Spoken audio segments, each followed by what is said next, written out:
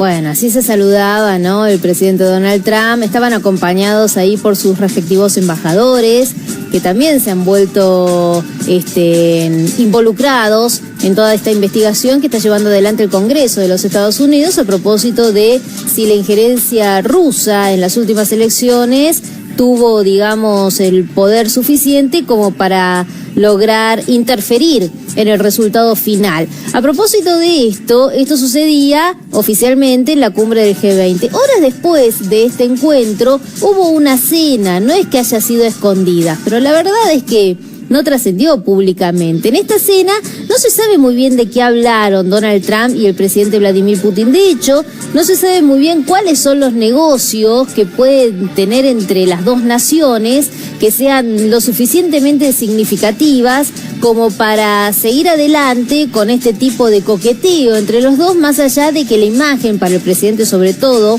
Donald Trump, lo perjudique, ¿no?, en su gestión. Ustedes saben que, según las últimas encuestas, el presidente norteamericano no está quedando muy bien parado frente a los ciudadanos de este país. Por eso es que Donald Trump, digamos, sería uno de los principales perjudicados si se llega a demostrar desde ya que Rusia ha mantenido, digamos, se ha involucrado de manera casi directa en las últimas elecciones. Pero para hablar de las cuestiones económicas, que es lo que me interesa ahora destacar, estamos en comunicación telefónica con Miguel Ponce, que es especialista en todo lo que tenga que ver con el comercio exterior, y para mí es un gusto saludarlo. ¿Cómo le va, Miguel? Muy buenas noches. ¿Qué tal, Vero? Muy buenas noches. Antes que nada, feliz día, ¿eh? Ah, bueno, muchísimas gracias. Es verdad, feliz día, Miguel. Bueno, ¿me puede contar cuáles son los negocios entre Rusia y Estados Unidos? Bueno, obviamente Rusia y Estados Unidos tienen una alianza que viene ya desde, inclusive algunos dicen, desde antes de que asumiera Trump, pero que se han incentivado por negocios particulares, primero de Trump y segundo porque Rusia tiene particular interés en aparecer contrabalanceando un acuerdo estratégico mucho más importante, que es el que hay entre Estados Unidos y China. Estados Unidos y China lo que han logrado es una definición de protagonizar en conjunto la nueva etapa de revolución industrial que está planteada en estos momentos. ¿Que se basa en qué situación?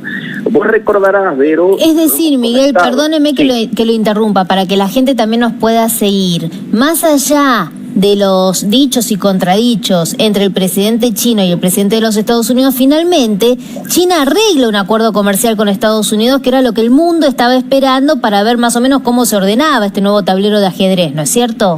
Absolutamente, y ustedes recién mostraban una particular situación en Corea, y en ese encuentro que hablamos, que no trascendieron resultados porque es la primera vez que hay una reunión entre personajes de la envergadura de Trump por un lado y Xi Jinping por otro, cuando fue en abril la única reunión que han tenido, se clarificaron no solo esto que yo referenciaba en términos de cómo van a protagonizar la nueva revolución industrial, sino que además se planteó que China fuera la garante de la paz en la región, en su región, y por eso quien ha garantizado que Corea sea, diríamos, sostenida de alguna manera en términos pacíficos. Corea del Norte hablamos, ¿no es Corea cierto? del Norte, por supuesto. ¿De qué manera? Le frenaron los embarques de carbón, y por otro, que siempre Corea le mandaba a China, y por otro lado le frenaron los envíos que China le manda a nivel petróleo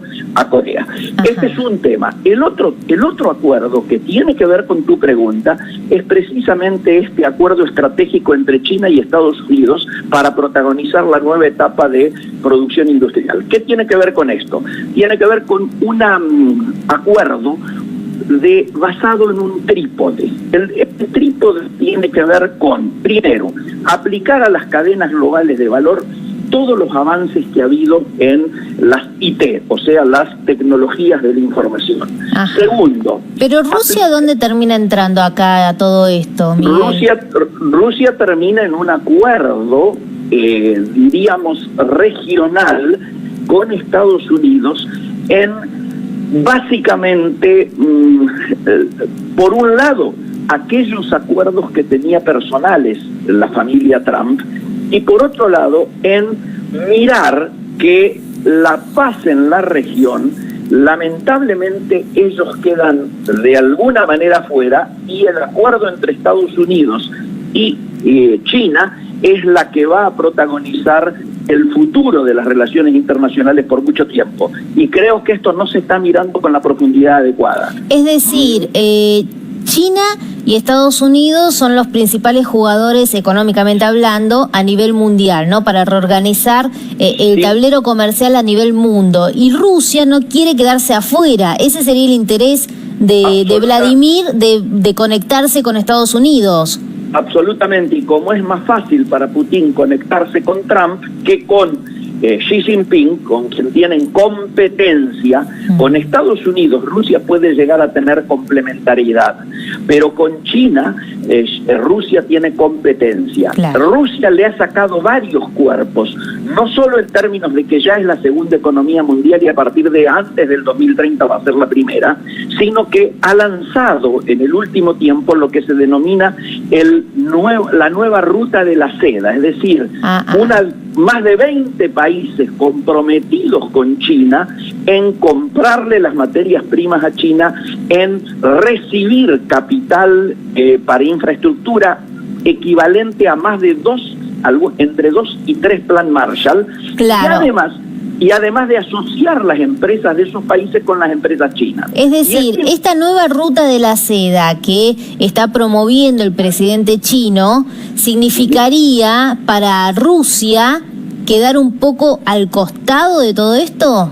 Yo creo que sí, creo que esto consolida una alianza principal y Rusia va a tener que adaptarse esencialmente a un acuerdo con la Unión Europea. Pero las principales potencias de la Unión Europea, bueno, no sé si tanto Inglaterra, que ya se fue, pero no importa, sigue estando ahí negociando, están, digamos, medio encontradas con Donald Trump. Y en este sentido, Vladimir Putin en Rusia puede aprovechar este desgaste de las relaciones comerciales y diplomáticas que tiene Estados Unidos con la Unión Europea. Pero ¿por qué no las aprovechaba de antes Rusia? No, porque anteriormente existía un problema vinculado a la hegemonía entre el manejo energético, sobre todo, que Rusia tiene y que genera dependencia de los países occidentales, de Europa occidental, en relación a Rusia, y básicamente tenía 3 o 4 puntos de enfrentamiento en las áreas donde el sistema defensivo de Europa occidental, sumado al de Estados Unidos, que formaba parte antes, tenía conflicto con el sistema defensivo de Rusia y sus ex aliados, ¿no es cierto?, de Europa Oriental. Hoy esto pasa a ser una contradicción secundaria, porque el enfrentamiento que Unión Europea tiene con Rusia hace que vuelvan a mirar la posibilidad de acordar con Rusia una visión más a largo plazo en términos estratégicos. Y me parece que esto paradójicamente garantiza una situación de equilibrio. Todo lo que anteriormente mirábamos como incertidumbre generado por Trump va haciendo que con el andar del carro los melones comiencen a acomodar. Ahora, y si Trump está enemistado, podríamos decir, o por lo menos comercialmente no está tan instalado con la Unión Europea, ¿dónde va a parar ese mercado de Norteamérica que antes iba a la Unión Europea? ¿Cuáles son los nuevos mercados? ¿China? No. Te doy un dato. La visión que tenía Unión Europea era que rápidamente firmaba un tratado con Estados Unidos, tal cual lo tenían acordado con Obama. Al venir Trump y resolver que no, por eso aparece como muy prioritario ahora que Unión Europea jerarquice cerrar rápidamente con Mercosur, algo que venían demorando en el tiempo. Por eso es tan importante la reunión de Mendoza de estas horas. Bueno, entonces le voy a preguntar eso porque nos quedan 2 minutos de tiempo, Miguel. ¿Qué está pasando entre nosotros, el Mercosur y la Unión Europea? ¿Estamos haciendo negocios o no? Yo acabo de llegar de Europa, donde precisamente el interés era ver qué podía ocurrir si firmábamos ya el acuerdo Unión Europea-Mercosur. Y el hecho concreto es que se supone que de esta reunión de Mendoza va a surgir una clara definición a favor de acelerar una firma antes de fin de año, algunos dicen antes de Navidad, entre Mercosur y Unión Europea. ¿Esto qué implica? Ya tenemos acordado el 87% de las posiciones arancelarias para poder entrar con arancel cero. Habitualmente el óptimo de un tratado de libre comercio es el 90%. ¿Qué nos queda por resolver? Queda por resolver biodiesel y queda por resolver el tema ganado vacuno, o sea, carne vacuna no está entrando. ¿Quiénes se oponen? Se opone el lobby agropecuario fundamentalmente de Francia, claro. Pero Macron ya ha dicho que políticamente Francia necesita aparecer firmando el acuerdo Unión Europea-Mercosur y arrastrando al conjunto de los sectores que hasta ahora se venían resistiendo. Ajá, y entonces, Miguel, ¿esto significaría para nosotros poder venderle a la Unión Europea y poder comprarle sin impuestos?